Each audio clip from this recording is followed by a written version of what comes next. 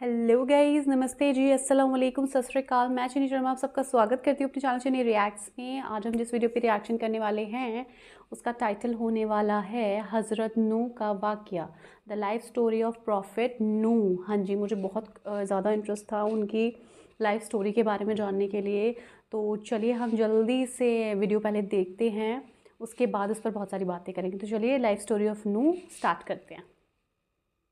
आदम अलैहिस्सलाम के बाद 1000 साल तक तौहीद पर कायम रहने के बाद उन लोगों में बुत परस्ती इस तरह शुरू हुई कि उन बुरे लोगों में बाज नेक लोग भी थे। ये बुरे लोग उन नेक लोगों से बहुत मोहब्बत करते थे और उनसे तकर्रुब हासिल करते थे, उनकी शान में बहुत मुबालगा करते थे। जैसा कि आजकल बाज लोग उलमा और सालेहीन की मदह सराई में जमीन व आसमान के कुलाबे मिलाते हैं। यही चीज बाद में शिर्क का जरिया बनी। इमाम बुखारी रहमतुल्लाह अलैह ने सूरह नूह आयत 23 में अल्लाह के फरमान, और उन्होंने कहा कि हरगिज अपने माबूदों को न छोड़ना और न वद और सुवा और यगूस और यऊक और नस्र को छोड़ना की तफसीर करते हुए इब्ने अब्बास रजी अल्लाह अन्हुमा से रिवायत की है। वो फरमाते हैं कि ये नूह अलैहिस्सलाम की कौम के बाज नेक आदमियों के नाम हैं। जब वो फौत हो गए तो शैतान ने उनकी कौम के दिल में ये बात डाल दी कि जहां वो हजरात बैठा करते थे वहां उनके बुत बनाकर रख दो और उनको वही नाम दो जो उन बुजुर्गों के थे। उन्होंने ऐसा ही किया और पत्थर के बुत बनाकर उनके नाम उन बुजुर्गों वाले रख दिए। उस वक्त तो बुतों की पूजा न हुई, लेकिन जब ये लोग फौत हो गए और इल्म मिट गया तब उनकी पूजा होने लगी। इब्ने अब्बास रजी अल्लाह अन्हुमा फरमाते हैं, नूह अलैहिस्सलाम की कौम के यही बुत बाद में अरब में पूजे गए, यानी उन नेक बुजुर्गों के बुत बना लिए गए और आहिस्ता आहिस्ता उनकी पूजा शुरू कर दी गई और सब लोगों ने एक अल्लाह की इबादत से इनकार कर दिया। नूह अलैहिस्सलाम अकेले इस दुनिया में मुवाहिद और तौहीद परस्त बाकी रह गए। नूह अलैहिस्सलाम का नसब कुछ यूं है, नूह बिन लामिक बिन मत्तू शलाह बिन इदरीस।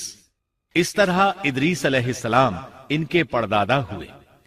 उस वक्त लोगों की उम्रें बहुत तवील होती थीं, इसलिए हम कह सकते हैं कि इदरीस अलैहिस्सलाम कई 100 साल जिंदा रहे और नूह अलैहिस्सलाम 1000 साल से भी ज्यादा अरसा जिंदा रहे। उम्रें लंबी होने की वजह से इदरीस अलैहिस्सलाम और नूह अलैहिस्सलाम के दरमियान काफी मुद्दत बनती है और इसी मुद्दत के दौरान कुफ्र और शिर्क ने जोर पकड़ा और बुतों की इबादत शुरू हो गई। तब अल्लाह ताला ने नूह अलैहिस्सलाम को जमीन में मबूस फरमाया। इब्ने अब्बास रजी अल्लाह अन्हुमा से रिवायत है कि नबी सल्लल्लाहु अलैहि वसल्लम ने फरमाया, आदम अलैहिस्सलाम और नूह अलैहिस्सलाम के दरमियान 10 कर्न थे। एक कर्न 100 साल का होता है। आदम अलैहिस्सलाम के 1000 साल बाद तक लोग तौहीद पर कायम रहे, फिर आहिस्ता आहिस्ता शैतान ने उन्हें शिर्क के रास्ते पर डाल दिया। शिर्क आम हो गया, एक अल्लाह की इबादत बिल्कुल खत्म होकर रह गई। तब अल्लाह ने नूह अलैहिस्सलाम को मबूस फरमाया।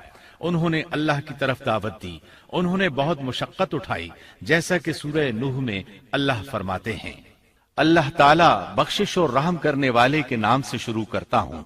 यकीनन हमने नूह को उनकी कौम की तरफ भेजा कि अपनी कौम को डराओ और खबरदार कर दो, इससे पहले कि उनके पास दर्दनाक अजाब आ जाए।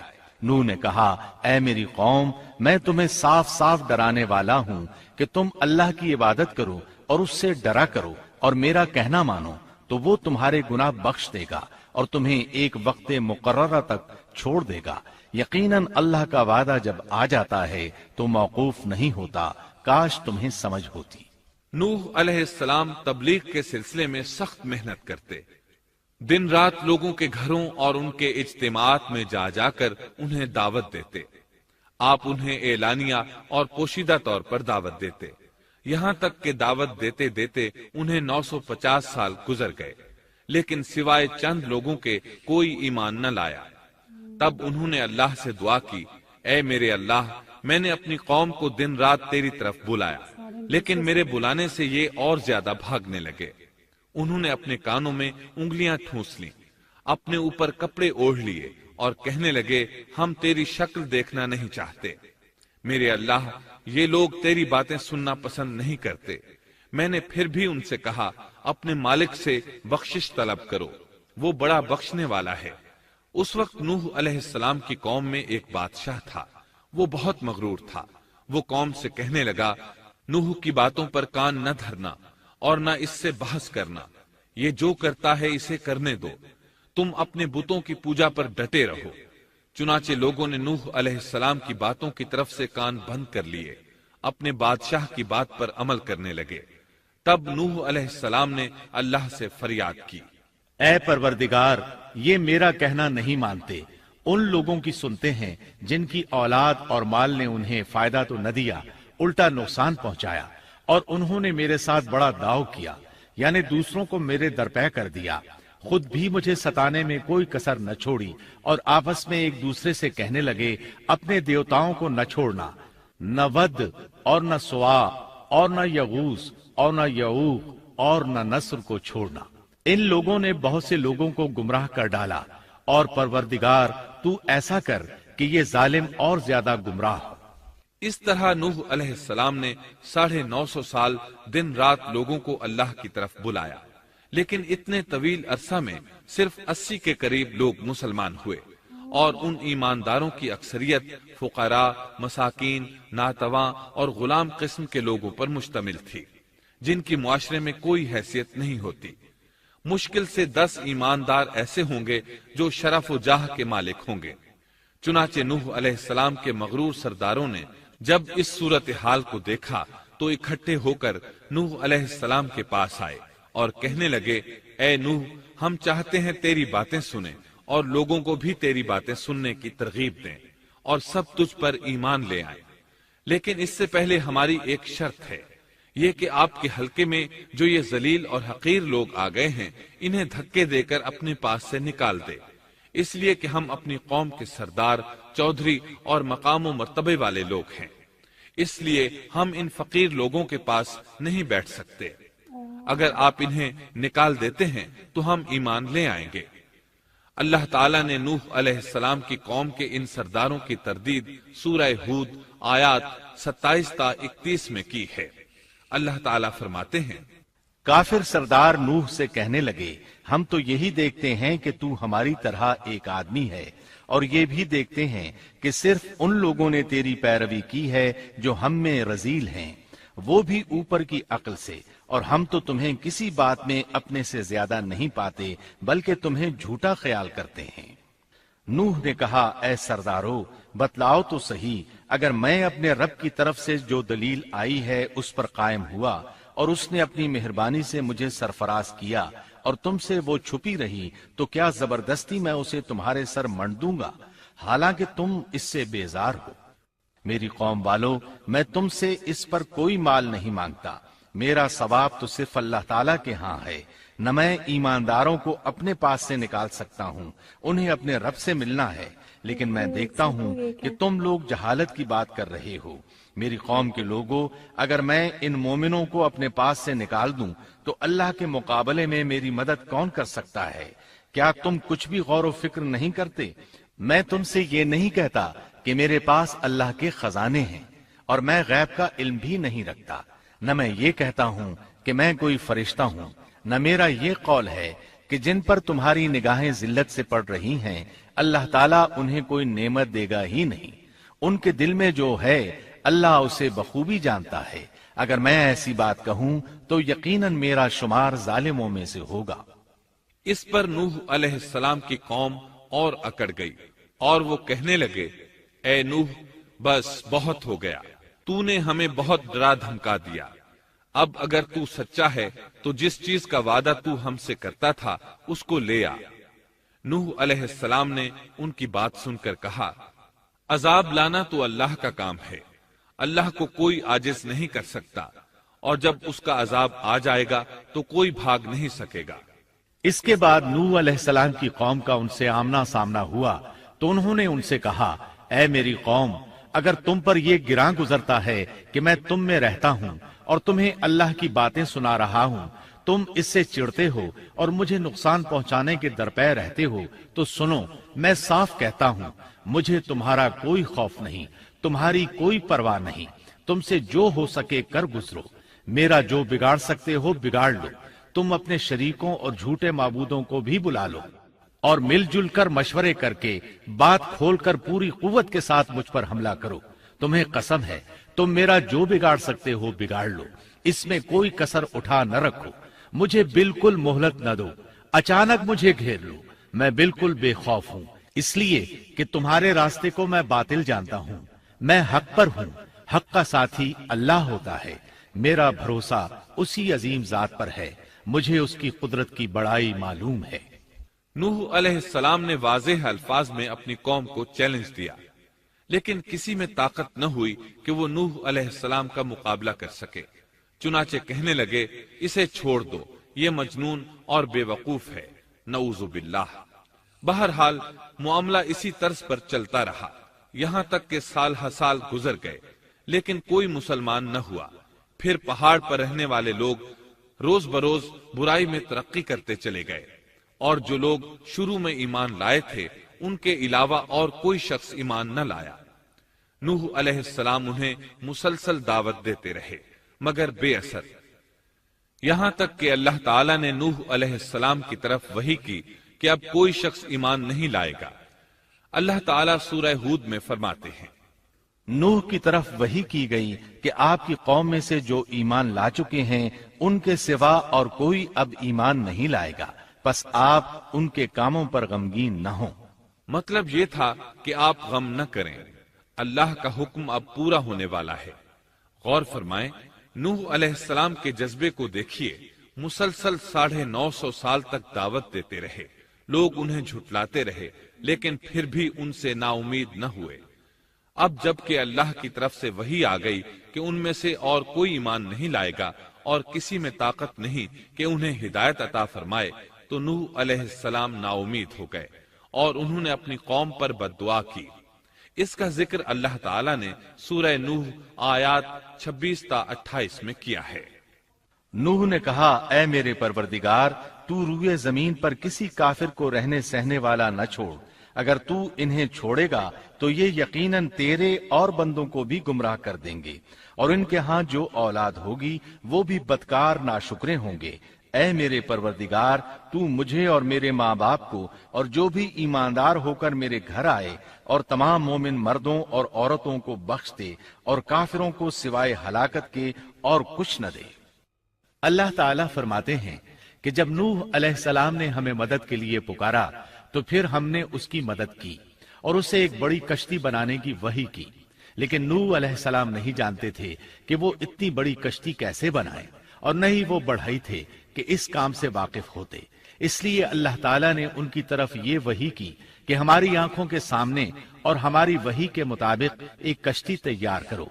अल्लाह ने वही के जरिए उनकी रहनुमाई की कि वो इस तरह करें, और मजीद तालीम के लिए जिब्राईल अलैहिस्सलाम को भेज दिया।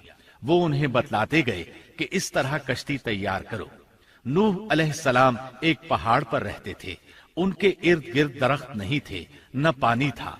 चुनाचे उन्होंने बहुत से दरख्त उगाए, फिर उनको काटा और पहाड़ पर बैठकर कश्ती तैयार करते रहे। आप बड़े बड़े तख्ते बनाते और लोहा लाते और उनसे कील तैयार करते, फिर उन कीलों को तख्तों में ठोकते, आपस में उन तख्तों को मिलाते, यहाँ तक कि एक बहुत बड़ी मजबूत और देव हैकल कश्ती तैयार हो गई। एक रिवायत के मुताबिक नूह अलैहिस्सलाम ने उसको 100 साल में तैयार किया। ये थी वो कश्ती जिसे नूह अलैहिस्सलाम ने अल्लाह की हिदायत के मुताबिक तैयार किया था। सूरतुल कमर आयत 13 में इरशाद होता है, और हमने नूह को उस कश्ती में सवार किया जो तख्तों और कीलों से बनी हुई थी। नूह अलैहिस्सलाम ने दावत का काम छोड़ दिया और कश्ती बनाने लगे। वो लोग जब उन्हें कश्ती बनाते देखते तो उनका मजाक उड़ाते, कहते, नूह पहले तो तू नबी था, अब बढ़ई बन गया। मजीद कहते, ये कैसा मजनून है कि पहाड़ पर कश्ती बना रहा है। ताज्जुब है इस पर।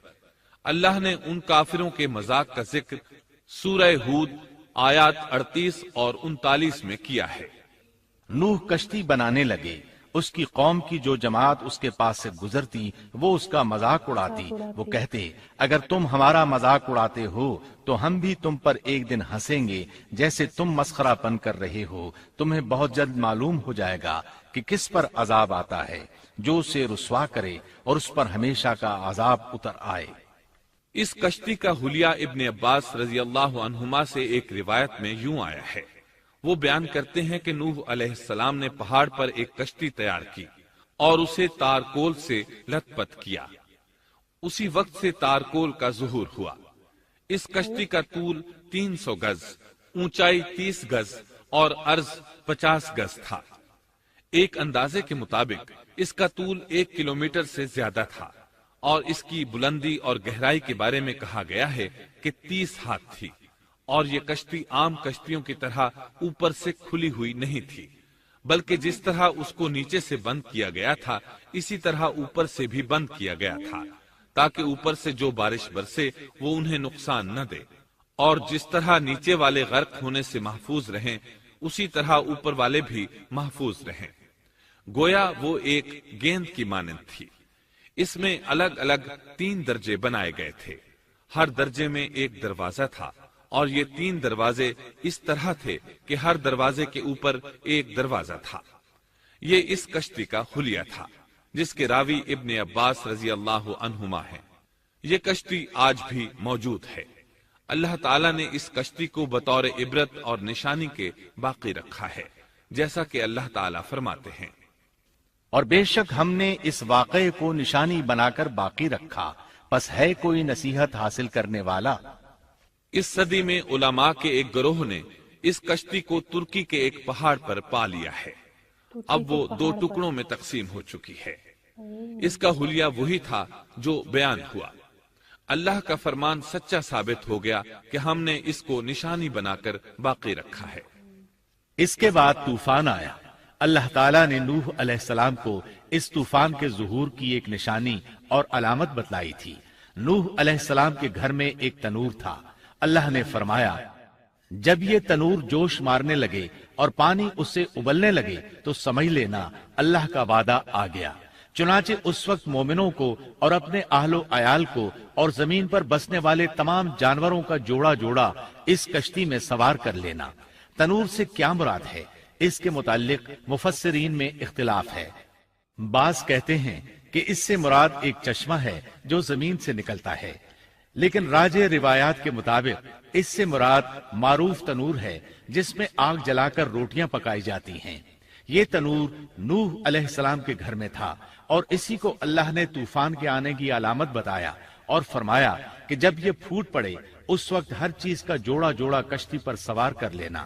اللہ تعالیٰ سورہ ہود آیت 40 میں فرماتے ہیں، یہاں تک کہ جب ہمارا حکم آ پہنچا اور تنور ابلنے لگا، ہم نے کہا اس کشتی میں ہر قسم کے جوڑے دوہرے سوار کر لے، اور اپنے گھر کے لوگوں کو بھی سوائے ان کے جن پر پہلے سے بات پڑ چکی ہے، اور سب ایمان والوں کو بھی۔ اس کے ساتھ ایمان لانے والے بہت ہی کم تھے۔ کشتی میں سوار ہونے والوں کی تعداد 80 بتائی جاتی ہے۔ چنانچہ جب تنور جوش مارنے لگا تو نوح علیہ السلام کشتی میں سوار ہو گئے۔ کشتی ان کی بستی میں لوگوں سے دور پہاڑ پر تھی۔ اللہ کی قدرت کہ تمام قسم کے جانور بھی کشتی کے پاس آ گئے۔ نوح علیہ السلام نے انہیں بھی سوار کر لیا۔ اللہ تعالیٰ سورۃ القمر آیات 11 اور 12 میں فرماتے ہیں، پس ہم نے آسمان کے دروازوں کو زور کی بارش سے کھول دیا اور زمین کے چشموں کو جاری کر دیا، پس اس کام پر جو پانی مقرر کیا گیا تھا خوب جمع ہو گیا۔ آسمان سے نازل ہونے والا اور زمین سے نکلنے والا پانی کتنا تھا اس کا اندازہ اللہ ہی کو ہے۔ بہرحال اس پانی نے زمین پر رہنے والے انسان، چوپائے، حیوانات، غرض ہر چیز کو غرق کر دیا۔ اس بارے میں اللہ فرماتے ہیں، نوح نے اپنی قوم سے تنگ آ کر ہمارے حضور دعا کی، ہم تو ہیں ہی بہترین طور پر دعاؤں کے قبول کرنے والے۔ فوراً ان کی دعا قبول کر لی اور اس تکلیف اور ایذا سے انہیں بچا لیا جو انہیں کفار سے روز مرہ پہنچ رہی تھی، اور ان کی اولاد کو ہم نے باقی رہنے والی بنا دیا، یعنی انہی کی اولاد سے پھر سے دنیا آباد ہوئی، کیونکہ صرف وہی لوگ بچے تھے جو کشتی پر سوار تھے، اور ہم نے ان کا ذکر خیر پچھلوں میں باقی رکھا۔ نوح علیہ السلام پر تمام جہانوں میں سلام ہو۔ ہم نیکی کرنے والوں کو اسی طرح بدلے دیتے ہیں۔ وہ ہمارے ایماندار بندوں میں سے تھا، پھر ہم نے باقی سب کو غرق کر دیا۔ اللہ مزید فرماتے ہیں، جب پانی میں طغیانی آ گئی تو اس وقت ہم نے تمہیں کشتی میں چڑھا لیا تاکہ اس کو تمہارے لیے نصیحت اور یادگار بنا دیں، تاکہ یاد رکھنے والے کان اس کو یاد رکھیں۔ یعنی پانی اتنا زیادہ ہو گیا کہ اس سے تمام شہر، بستیاں، انسان اور جانور غرق ہو گئے، یہاں تک کہ پانی بلند پہاڑوں سے بھی اونچا ہو گیا۔ اور اتنے بلند پانی پر یہ کشتی نوح علیہ السلام اور ان کے ساتھیوں کو اپنے دامن میں سمیٹے اللہ کے حکم سے اور اس کی حفاظت میں پہاڑ کی طرح رواں دواں تھی، ورنہ اتنے طوفانی پانی میں کشتی کی حیثیت ہی کیا ہوتی صحیح ہے۔ بات ہے، کیا ہے، کچھ نہیں۔ نوح علیہ السلام کشتی میں سوار ہوئے اور انہوں نے اپنے ساتھیوں کو حکم دیا کہ وہ یہ دعا پڑھیں، بسم اللہ مجریہا ومرساہا ان ربی لغفور رحیم۔ اللہ ہی کے نام سے اس کشتی کا چلنا اور ٹھہرنا ہے، یقیناً میرا پالنے والا بڑی بخشش اور رحم والا ہے۔ یہی اللہ کا حکم آپ کو تھا کہ جب تم اور تمہارے ساتھی ٹھیک طرح بیٹھ جاؤ تو کہنا، الحمد للہ الذی نجانا من القوم الظالمین وقل رب انزلنی منزلا مبارکا وانت خیر المنزلین۔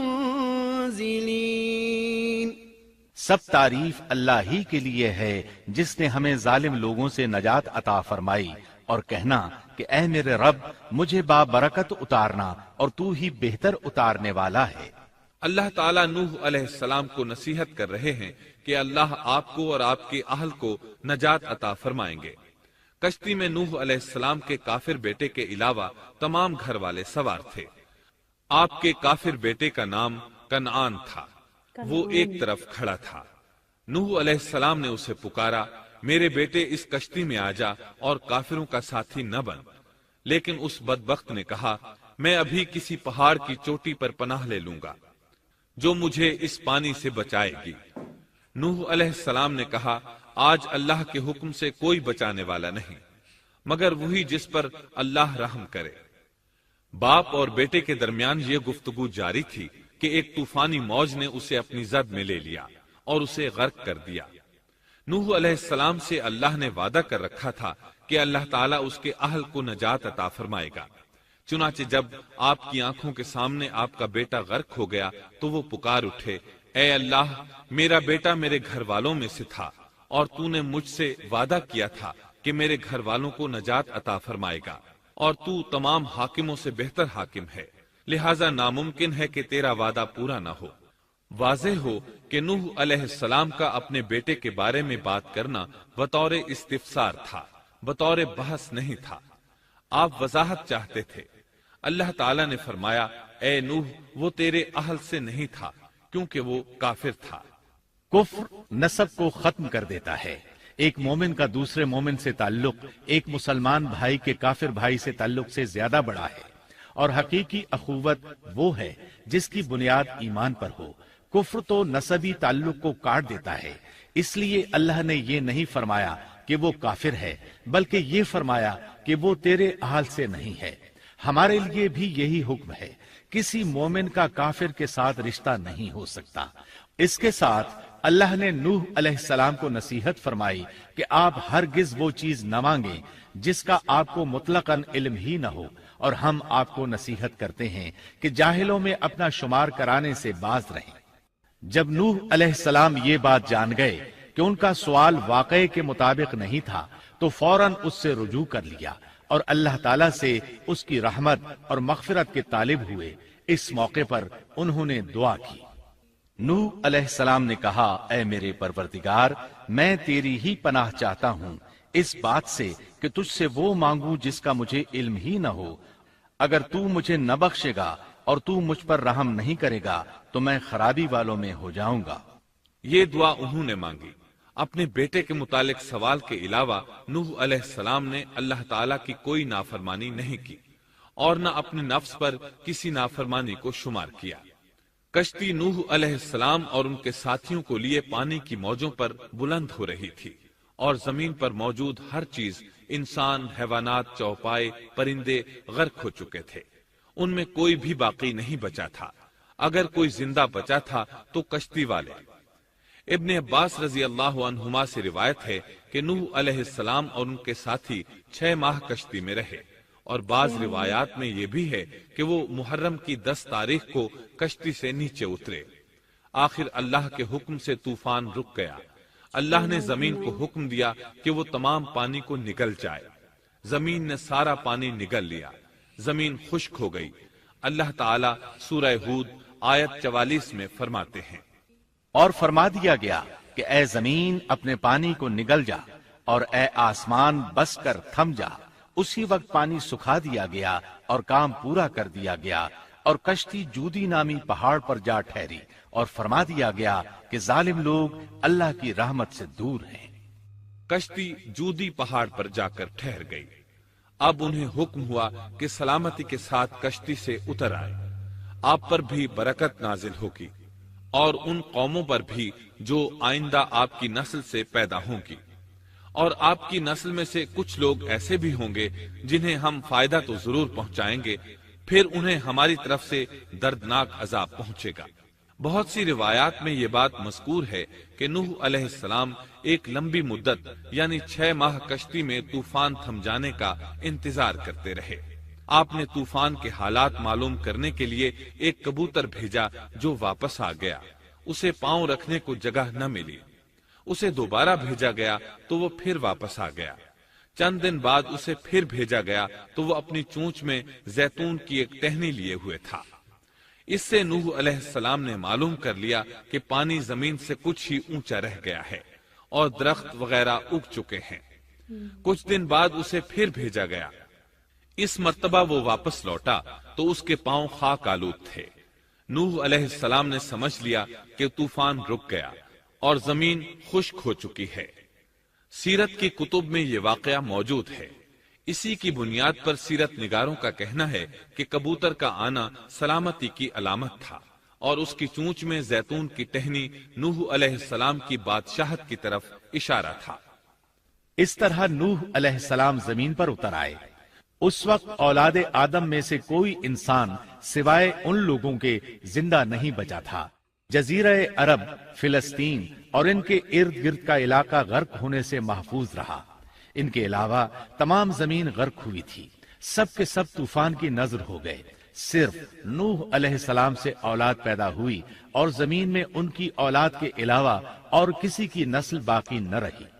اسی وجہ سے نوح علیہ السلام کو آدم ثانی اور ابو البشر ثانی کہا جاتا ہے، کیونکہ تمام کے تمام بشر انہی کی طرف منسوب ہیں۔ سورۃ الصافات آیات 75 تا 77 میں اسی طرف اشارہ ہے۔ اور ہمیں نوح نے پکارا تو دیکھ لو کہ ہم کیسے اچھے دعا قبول کرنے والے ہیں۔ ہم نے اسے اور اس کے فرمانبرداروں کو اس زبردست مصیبت سے بچا لیا۔ اس کی اولاد ہم نے باقی رہنے والی بنا دی۔ ایک دوسرے مقام پر اللہ تعالیٰ دیگر امم اور رسولوں کے متعلق کلام کرتے ہوئے فرماتے ہیں، اے ان لوگوں کی اولاد جنہیں ہم نے نوح کے ساتھ چڑھا لیا تھا، وہ ہمارا بڑا ہی شکر گزار بندہ تھا۔ نوح علیہ السلام کے 3 بیٹے تھے، سام، حام اور یافس۔ سام کی نسل زیادہ تر سفید رنگت کی تھی، اور بہت کم لوگ ان میں سیاہ فام تھے، البتہ کچھ ان میں گندمی تھے۔ حام کی اولاد کی اکثریت سیاہ فام تھی، ان میں بہت کم لوگ سفید رنگ کے تھے، اور یافس کی اولاد سرخی مائل رنگ کی تھی۔ عرب اور بنو اسرائیل سام کی اولاد ہیں، تمام حبش حام کی اولاد ہیں، ترک اور مشرقی ایشیا کے لوگ یافس کی اولاد ہیں۔ طوفان کے بعد نوح علیہ السلام اللہ کے بندوں میں 350 سال تک زندہ رہے، اور وہ اللہ کے قول عبدن شکورن کے مصداق تھے۔ پھر نوح علیہ السلام فوت ہو گئے۔ راجح ترین روایات کے مطابق آپ مکہ میں دفن ہوئے۔ ایک دوسری روایت کے مطابق آپ لبنان میں دفن ہوئے۔ سچ میں گائز بہت انٹرسٹنگ لائف سٹوری تھی پروفٹ نوح کی، اور کافی کچھ سیکھنے کے لیے ملا اس میں. اور اس میں بتایا گیا کہ 1950 سال تک وہ تبلیغ کرتے رہے کہ لوگ مسلمان مطلب اسلام کو اپنائیں، ایک اللہ کی عبادت کریں، پر لوگ ان کی سن ہی نہیں رہے تھے. صرف 80 لوگ اللہ کی طرف آئے، نوح علیہ السلام کی تبلیغ میں شامل ہوئے. 80 لوگ ایک اللہ میں بلیو کرنے لگ گئے. باقی کے جو امتی تھے نوح علیہ السلام کی، وہ بتایا گیا ہے اس میں کہ وہ جو بزرگ ہوتے تھے پہلے، ٹھیک ہے، تو وہ ان کے بت بنا کے ان کے مرنے کے بعد ان کے بتوں کی پوجا کرنے لگے. اور پھر بعد میں کچھ لوگ جو سردار تھے وہاں کے، انہوں نے بولا کہ آپ کے جو یہ 80 لوگ ہیں ان میں تو، کیونکہ وہ نیچی اس کے تھے کہ ہماری برابری کے نہیں ہیں. دیکھیے کتنی غلط بات ہے یہ کہ ہماری برابری کے نہیں ہیں، آپ ان سے وہ کریے تو ہم سوچیں گے کہ پھر ہم آپ کے کہے ہوئے راستے پہ چلیں گے، اس کو فالو کریں گے. تو نوح علیہ السلام نے اس لیے ان کو بولا کہ نہیں، میں تو حق کے راستے پہ ہوں، میں اللہ کے راستے پہ ہوں، اللہ نے جیسا مجھ سے کہا ہے میں ویسے ہی کروں گا. ٹھیک ہے، مطلب اتنا 950 سال سوچے گائز کہ 950 سال انہوں نے تبلیغ کی کہ اللہ کے راستے پہ. اور پھر جب نہیں سنا لوگوں نے تو انہوں نے اللہ سے دعا کری کہ اللہ اب آپ دیکھیے کیا کرنا ہے، مطلب آپ لوگوں کے اوپر نہیں سمجھ رہے ہیں لوگ. تو اللہ کی طرف سے وحی آئی کہ اب یہ لوگ نہیں سمجھیں گے اور اب تم اس چیز کو روک دو. اور ایک کشتی بنانے کا ان کو حکم دیا گیا کہ کشتی کو بناؤ. کشتی، اور وہ کشتی مل بھی گئی ہے. اس میں بتایا گیا ہے کہ ٹرکی کے کسی پہاڑ پہ 2 حصوں میں وہ کشتی ہے، اور اللہ نے اس کو عبرت کی نشانی کے روپ میں چھوڑا ہوا ہے. آپ خود سوچئے گائز، مطلب اللہ نے اتنی ساری نشانیاں دی ہیں ہمیں، اگر ہم اس کے بعد بھی چیزوں کو نہیں مانیں گے، دیکھ کر بھی اندیکھا کریں گے، جان بوجھ کر اس چیز کو نظر انداز کریں گے، تو ہم سے بڑا بے وقوف تو کوئی بھی نہیں ہے نا. اللہ نے ہر ایک چیز، اور قرآن میں اس میں سے، اور اس والی ویڈیو میں سب سے اچھی چیز یہ تھی کہ قرآن شریف کی آیتوں سے بتایا جا رہا تھا کہ سورہ نوح، سورہ ہود، کافی ساری چیزیں اس میں سے بتائی گئی ہیں کہ جو حضرت نوح علیہ السلام کے ساتھ میں ہوئی تھی چیزیں. ٹھیک ہے، اور مطلب اتنا، اور جو کشتی بنی تھی اس میں جب وہ طوفان آ گیا، سب لوگ اس میں وہ ہو گئے. وہ کشتی میں 600 سال رہے ہیں وہ لوگ، اور صرف وہی لوگ بچے تھے جو ایمان لے آئے تھے، جو انہوں نے حضرت نوح علیہ السلام کی بات کو مانا تھا. انہی کی حضرت نوح کے ہی بیٹے تھے. ایک تھوڑا مجھے ان کے بارے میں یہ معلوم تھا کہ ان کے بیٹے نے بھی ایک کشتی بنائی تھی، اور انہوں نے بولا کہ میں اپنی کشتی بناؤں گا اور میری کشتی نہیں ڈوبے گی. انہوں نے بولا کہ سب کچھ ڈوب جائے گا، سب کچھ ختم ہو جائے گا. نوح علیہ السلام نے کہ تم میری کشتی میں ہی آؤ. بٹ ان کا نام اس میں بتایا گیا ہے، کنعان نام تھا ان کے بیٹے کا. وہ کافر تھا، وہ کافروں کے ساتھ میں تھا. کافر لوگ وہی ہوتے ہیں جو ایک اللہ میں نہیں مانتے ہیں. ٹھیک ہے، اور مطلب کہ انہوں نے نہیں تو ان کے ساتھ، ان کو اللہ نے ہلاک کر دیا، ان کے سامنے ان کے بیٹے کو ہلاک کر دیا. اور پھر اس میں انہوں نے پوچھا بھی کہ اللہ آپ نے ایسا کیا، مطلب یہ چیز کہ میرے بیٹے کو تو آپ نے بولا تھا کہ میری نسل کو اس طرح. تو اللہ نے بڑی اچھی بات اس میں انہوں نے ان کو بولا کہ وہ نہیں تھا، کیونکہ حق پہ چلنے والا جو بھی ہوگا، وہ کوئی بھی ہو، حق پہ چلنا، اللہ کی راہ پہ چلنا، مطلب اللہ کی راہ پہ چلنا، اس میں آپ کوئی بھی ہو، اللہ سے اوپر کچھ نہیں ہے، اللہ سے اوپر کچھ بھی نہیں ہے. یہ بات سچ ہے. اور جو صحیح چیز کو مانے گا نا، وہ کبھی بھی اس چیز کو ڈینائی کر ہی نہیں سکتا. جو اللہ کے کلام میں وشواس رکھتا ہوگا، جو اس کائنات میں کی ہر ایک چیز، نیچر سے ہر ایک چیز اللہ کی وجہ سے ہی ہمیں مل رہی ہے. آج یہ آکسیجن سب سے امپورٹنٹ، جو آکسیجن مل رہا ہے ہمیں، یہ بھی سب کچھ اللہ نے. ہوائیں بند ہو جائیں گی نا، سب کچھ ختم ہو جائے گا. ٹھیک ہے، ہمیں تو ہر چیز کا، ایک چھوٹی سی ہر ایک چیز کا شکر ادا کرنا چاہیے. ہم کن کن نعمتوں کا شکر ادا کریں، یہ ہم مطلب اتنی اللہ نے ہمیں نعمتیں دی ہیں کہ ہم سوچ بھی نہیں سکتے کہ ہم کتنے زیادہ لکی ہیں. ٹھیک ہے، ان لوگوں سے پوچھئے جن کے پاس بہت ساری چیزیں نہیں ہوتی، جن کے پاس آنکھیں نہیں ہوتی، جن کے پاس پیر نہیں ہوتے، جن کے پاس ہاتھ نہیں ہوتے. ٹھیک ہے، جن کے پاس ایسی ہیلتھ نہیں ہوتی کہ وہ اپنا من پسند کھانا کھا پائیں. تو ہم لوگ تو بہت شکر گزار ہونا چاہیے اس رب کا کہ اللہ نے ہمیں نعمتوں سے نوازا ہوا ہے. اور اگر اس کے بعد بھی ہم شکر ادا نہیں کرتے نا، تو یہ بہت بری چیز ہے ہم لوگوں کے اندر. یہ چیز بالکل بھی نہیں ہونی چاہیے. اللہ کا شکر ہمیشہ ادا کرتے رہیں، ہر ایک نعمت کے لیے، ہر ایک چیز کے لیے. اور اللہ کے بتائے ہوئے راستے پہ ہمیں ہمیشہ چلنا ہے، کیونکہ اللہ کا جو بیوٹیفل کلام ہے، جو قرآن شریف ہے، اس میں ایسی کوئی بات نہیں بتائی گئی جو غلط ہو، ہر ایک چیز صحیح طریقے سے، ہر ایک طریقہ بتایا ہے، ہر ایک بہت طریقے کو بہت ہی خوبصورتی سے بتایا گیا ہے، ٹھیک ہے۔ اللہ ہمیں ڈراتے نہیں ہیں، ڈرنے کی کوئی بات ہی نہیں ہے۔ اگر اللہ کے راستے پہ چلیں گے تو ڈرنا ہے ہی نہیں نا، کیونکہ ڈرنے والی کوئی بات ہے ہی نہیں۔ اللہ سے کوئی ڈرنے کی ضرورت ہے ہمیں نہیں ہے، بس اللہ کے راستے پہ چلیں گے۔ بٹ ہاں، اگر ہم اللہ کی نافرمانی کریں گے، اگر ہم نہیں مانیں گے، اللہ کے بتائے ہوئے راستے پہ نہیں چلیں گے، اس شیطان کی باتوں میں آ جائیں گے، تو ہماری زندگی یہاں بھی خراب ہو جائے گی، اور آخرت تو ہماری پھر ہے ہی نہیں، ہو سکتی آگ میں جلیں گے ہم لوگ۔ مطلب اتنا خوبصورت تھا، مطلب بہت اچھا سب کچھ لگتا ہے مجھے جب بھی میں اللہ کے کلام کے بارے میں سوچتی ہوں نا۔ قرآن شریف میں اتنی بیوٹیفل باتیں لکھی ہوئی ہیں، جتنا بھی ابھی تک میں نے سنا ہے، پڑھا ہے اس کو، اور مجھے بہت بہت اچھا لگتا ہے قرآن کو سن کے اور پڑھ کے۔ اور نوح علیہ السلام کی سٹوری بہت اچھی لگی مجھے، اور کافی کچھ انفارمیشن اس میں سے ملی، اور بعد میں اس میں بتایا بھی گیا کہ ان کے 3 بیٹے ہوئے تھے، سام، حام اور یازف بتایا تھا شاید سے، ہاں جی، اگر میں غلط ہوں تو میرے کو پلیز کامنٹ سیکشن میں نام صحیح بتائیے گا۔ اور ان سے جو یازف قوم تھی اس میں سے ہم ایشین لوگ ہیں۔ تو مطلب بہت ہی انفارمیٹیو ویڈیو تھی، آئی ہوپ آپ لوگوں کو بھی بہت اچھا لگا ہوگا ویڈیو، کافی ساری انفارمیشن ملی ہوگی نوح علیہ السلام کے بارے میں، مجھے تو سچ میں بہت ملی، اور بہت اچھا ویڈیو تھا۔ آئی ہوپ آپ کو ویڈیو اچھا لگا ہوگا، اگر اچھا لگا تو اس کو لائک ضرور کریں، چینل کو سبسکرائب کر لیں، ایسے ہی اب میرا ساتھ ہمیشہ آپ لوگ بنا کر رکھیے گا اپنے ساتھ میں، دعا میں مجھے ہمیشہ یاد رکھیں، آپ لوگ اپنا خیال رکھیں، ملتے ہیں نیکسٹ ویڈیو میں، رب راکھا۔